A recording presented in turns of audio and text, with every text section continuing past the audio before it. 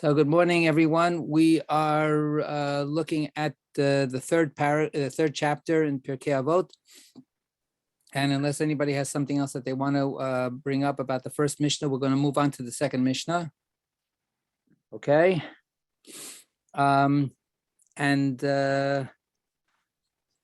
Let's have a reading. It's a short Mishnah, but I think actually pretty thought-provoking for our times. So who'd like to read for us?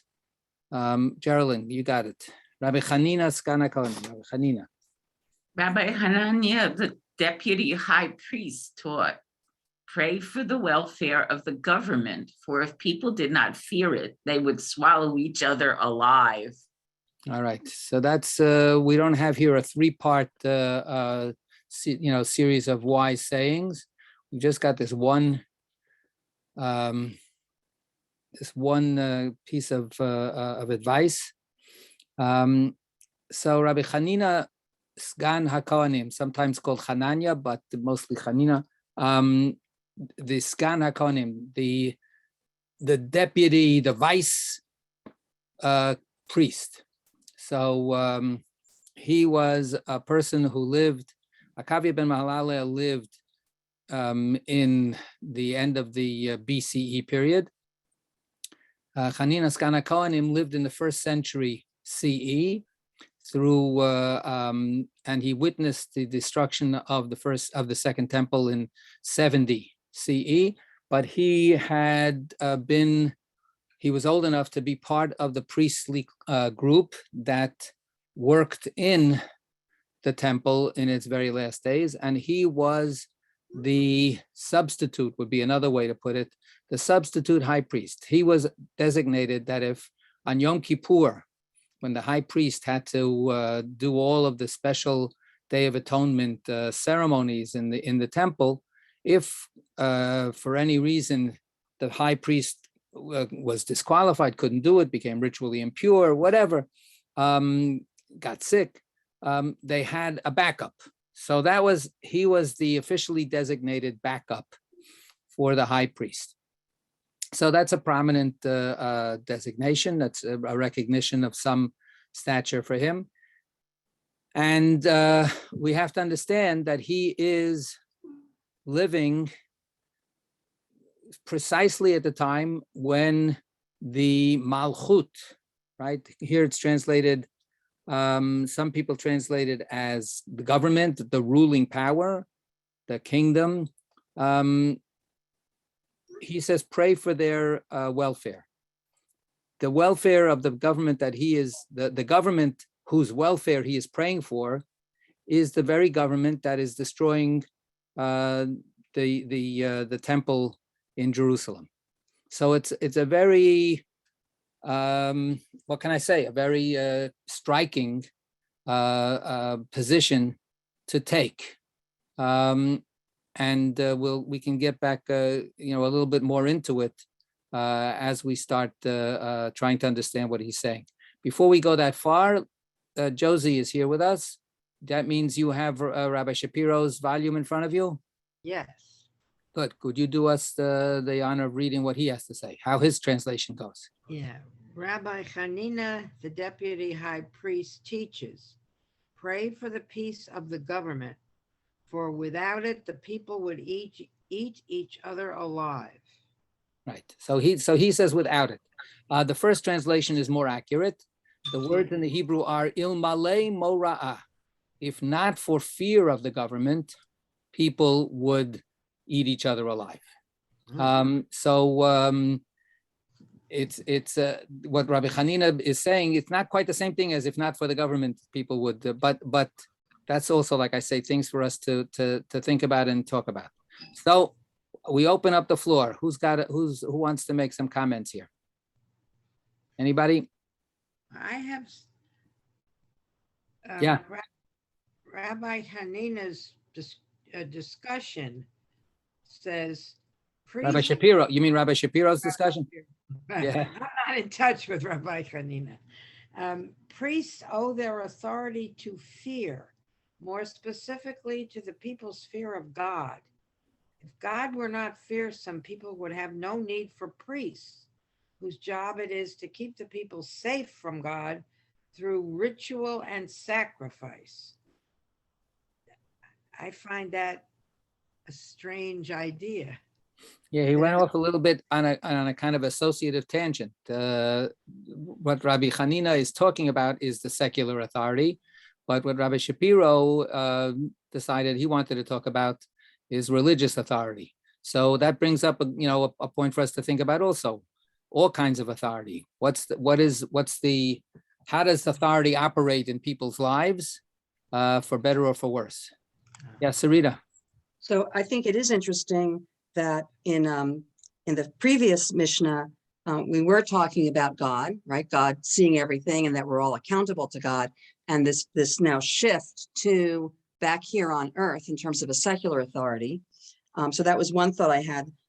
If you don't know the context and you think, yeah, this is a sort of a plea to respect the government and to recognize that the government has. You're all muffled. You're muffled. Something happened. Okay. Yeah.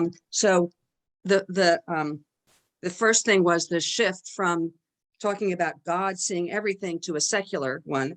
But here, thinking about how important it is to know the context, because you could just take this to be, you could quote this and say, see, this shows how important government is. And anyone who talks about government being the problem, this says, no, that's not true. But actually, the fact that this is praying for an occupying army, so let's think about what's happening in Ukraine. Should Ukrainians be welcoming someone coming in and occupying their country? I mean, and then pray for them. So it was also right. So just to distinguish there, Russia is trying to come in and occupy. Rome was the occupying power. Rome was the local authority. It had been the authority for 150 years already. So, right, but it's still an occupier, right? And so, yes and no. So the people that are, even within the Jewish community, the people that are running the Jewish community are doing so as designees of the Roman Empire. So the question isn't so much like now between Russia and Ukraine. The Ukrainians should pray for the Ukrainian government. The Russians, do they pray for the Russian government? That's a good question. When the Russian Empire, right, when the Soviet Union was an occupying, power for all those things, then your question would be, I think, really, on point. Right, and during World War II with Germany, do you pray for the occupying country? I mean, you can think about this in terms of Israel also. I mean, what should the relationship be of individuals who are in this situation? Every time you turn your head, we can't hear you. Okay, I'm just, I'm relating it to Israel, currently in Israel. And I also have to bring up the wonderful line from Fiddler on the Roof about praying for the Tsar, may God keep him far away from us. I mean, that's the irony, that's the tension, right? Right. So this Mishnah is a source text for the practice that has been going on for long time, which is to pray for the government. And we do it in Shomrei. We pray for our country, for the United States, and we also pray for the state of Israel. I'm going to read to you just a little bit of the prayer. This is a chumash with a siddur in the back. That was my grandfather's. And it has in the siddur part, because people this way they could follow the Torah reading, read all the commentaries, and then but also have the siddur in the back for services. So this at this point where we would break and say, okay, now page 148, the prayer for our country. So here, this is a prayer for the welfare of the Tsar. May God protect him and keep him, right? So it says there's a standard introduction that is in a lot of prayers. May God, who is the King of Kings, that's another part of the what Sarita was pointing out between going from the first Mishnah to the second. What does the first Mishnah say? Melech Malchei Hamlachim. There is a king above the kings. and that's God. But then there's the kings, and that's real too. So anyway, so it says here, may the supreme ruler of the universe bless and protect and keep and help and elevate and aggrandize and raise higher and higher Adonenu Avi Hamdina, our master, the father of our state, HaKesar Nikolai Alexandrovich Hasheni, Nicholas Alexandrovich II, Im Imo HaKesaris, with his mother, the Tsarina Maria Fedorovna, V'im Ishto HaKesaris, and his wife Alexandra Fedorovna, V'im Achiv Yoresh Eitzer Hanasich HaGadol, and his brother, who is the heir to the throne, Michael Alexandrovich, right? So in Kol Mishpachat HaKesar Harama, with all of the Romans, all of the czars, exalted family, may God watch over them and keep them and so on, defeat their enemies, right? And may the king of all kings, in God's great compassion and mercy, place within his heart and in the heart of all his advisors and officials, Rachmanut la'asot tovot imanu v'im kol Yisrael v'im kol amav, right? Compassion to do good for us, for all of Israel, and for all of the peoples under his authority, right? And may in our day speedily the Mashiach come, so that we will be able to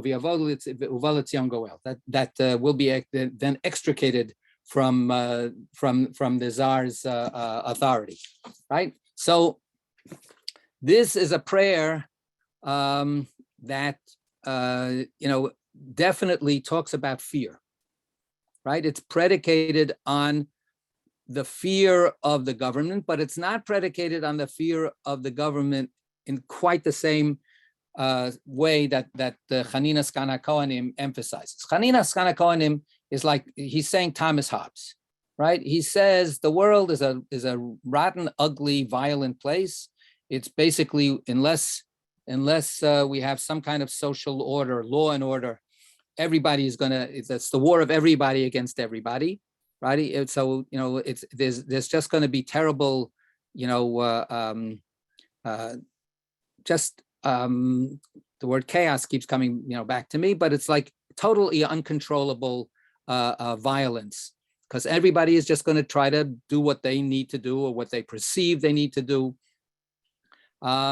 So it's only because of the fear of the government that we don't go around stealing from each other, killing each other, hurting each other, and doing all the things that is in our nature to do. So the question is, what kind of fear of the government? So, we don't run red lights if people are looking, if we think that there's a security camera watching, because the government will get us in trouble, right? So we don't commit a crime if the police officer is standing right there in front of us. We're most of the time not going to do that, right? So that's one way to think about it, right? That we don't commit these crimes because there is this powerful authority that could punish us, right? Otherwise, we wouldn't get away with it. What other kinds of fear would there be? Sarita. So this is directly contradicting, right? Because the first one is keep in your mind that God is over you. God is watching everything that you do and knows about everything you do. And here it's saying, no, it's really fear of the rulers here. So that seems quite contradictory. Well, it's not a contradiction as much as it is as there's the ideal and then there's the real.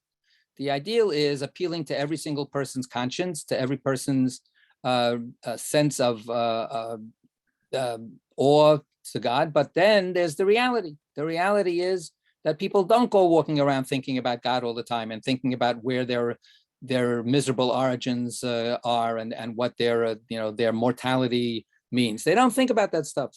They think about the fact that they're hungry or they're greedy or they're ambitious or whatever it is. So then we've got an earthly authority.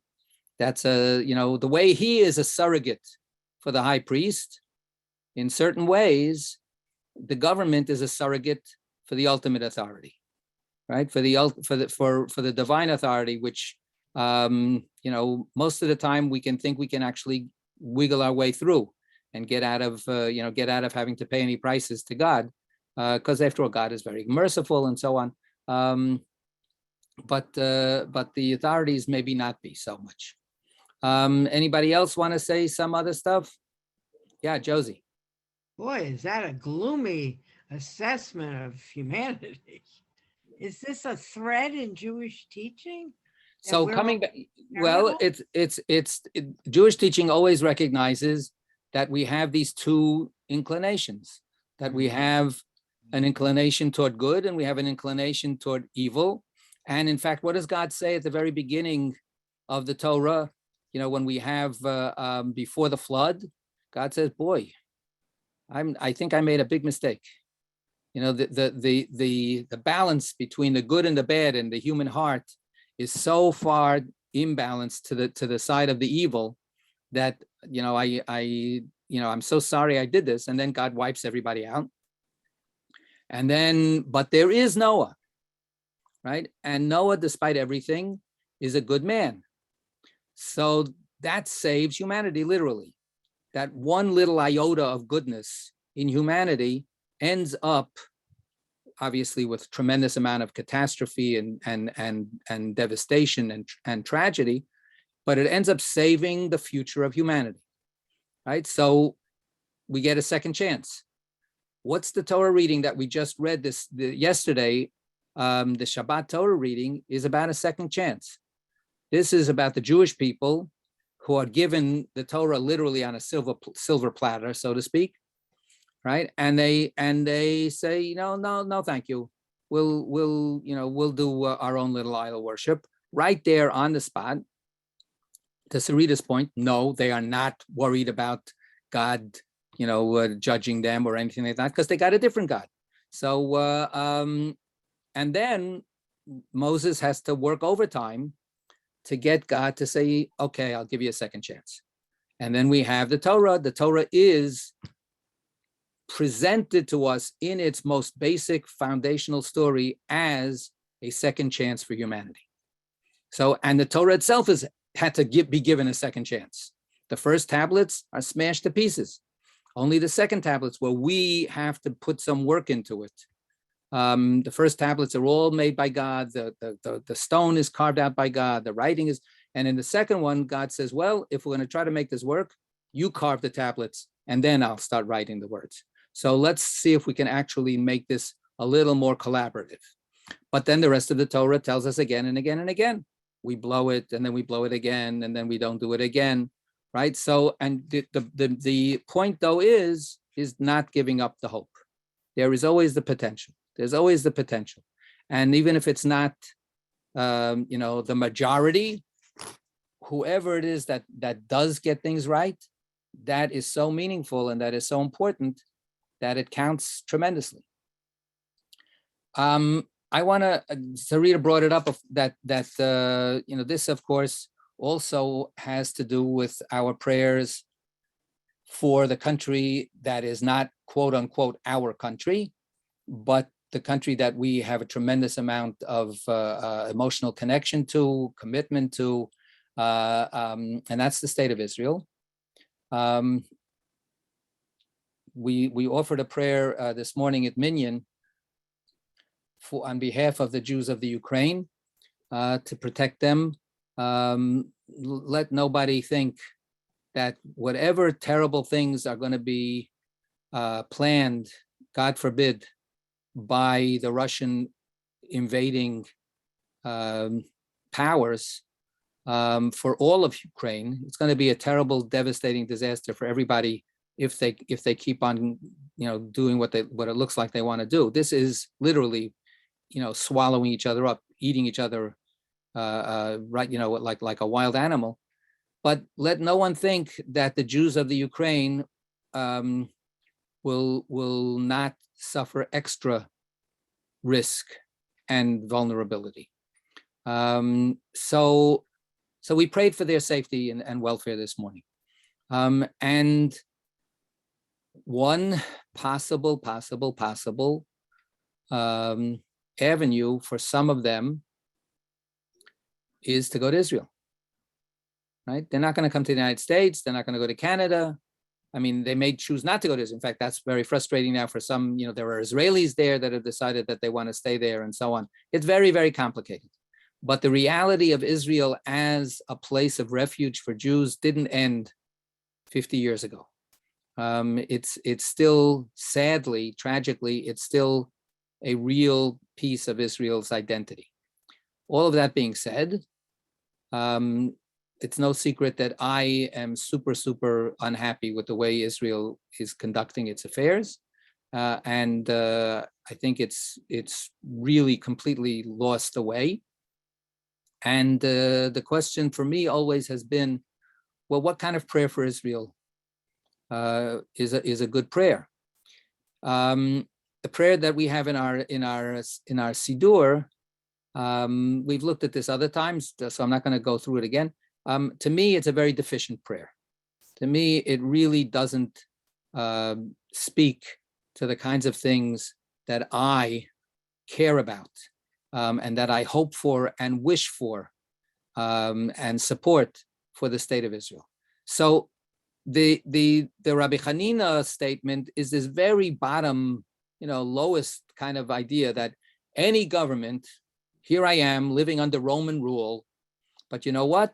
I'm watching our own Jewish people kill each other in the way that they try to fight over whether they should fight Rome or not fight Rome. The Rabbinic Judaism's, one of its first and amazing stories is about how Rabbi Yochanan ben Zakkai had to smuggle himself out of Jerusalem during the siege with the Romans, because any Jew that wanted to somehow try to negotiate with the Romans was a traitor and would be killed. And this by Jews.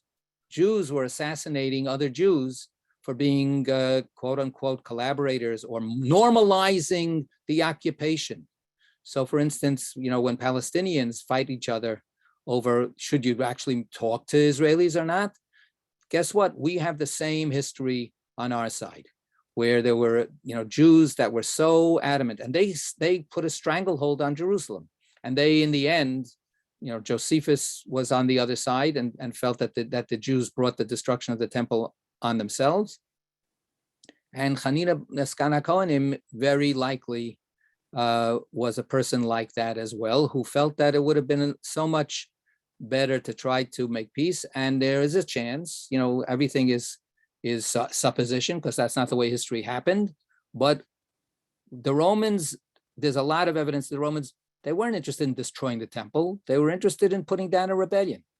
And if that hadn't happened, so who knows? So this is go back to the swallowing. I'm going to read a prayer. We have only a little bit of a minute or so. I'm going to read a prayer for the state of Israel that was written years ago. I read it years ago at Shomrei. And I got a lot of pushback. There were a lot of people who resented this and who felt that I was doing something that was a betrayal of Israel. I was in the pocket of the Palestinian terrorists by saying this prayer. Listen to the words of this prayer and ask yourself if this is an accurate way to possibly read that, characterize it. Sovereign of the universe, accept in loving kindness and with favor our prayers for the state of Israel, her government, and all who dwell within her boundaries and under her authority. On the 68th anniversary of her founding, so this is a long time ago, right? 15 years ago already. Reopen our eyes and our hearts to the wonder of Israel and strengthen our faith in your power to work redemption in every human soul. Grant us also the fortitude to keep ever before us those ideals to which Israel dedicated herself in her Declaration of Independence, so that we may be true partners with the people of Israel in working toward her as yet not fully fulfilled vision. Grant those entrusted with guiding Israel's destiny the courage, wisdom, and strength to do your will. Guide them in the paths of peace. Give them the insight to seek your image in every human being. Be with those charged with Israel's safety and defend them from all harm. May they have the strength to protect their country and the spiritual fortitude never to abuse the power placed in their hands. Spread your blessings over the land. May justice and human rights abound for all her inhabitants. Guide them to, quote, do justice, love mercy, and walk humbly with your God, Micha. And may justice well up like water, righteousness like a mighty stream, Amos. Implant tolerance and mutual respect in every heart. And may all realize that, quote, we were not brought into this world for conflict and dissension, nor for hatred, jealousy, harassment, or bloodshed. Rather, we were brought into this world in order to recognize you. May you be blessed forever. With Nachman of Bratslav. And that's our prayer for peace that we also offered yesterday. Spread over Israel and over all the world your shelter of peace. May the vision of your prophet soon be fulfilled. Nation shall not lift up sword against nation, neither shall they learn war anymore. So may it be your will that speedily and in our day, all inhabitants of the earth will say of the state of Israel, it is very good, for she will have become a blessing to the entire world and a light unto the nations. So I read it very quickly. There's a lot to pay attention to there. But think about whether you think that is, an anti-Israel prayer and, a prayer that is in favor of Palestinian terrorists. Okay, we're going to stop here for now. Thanks a lot. See you hopefully next week.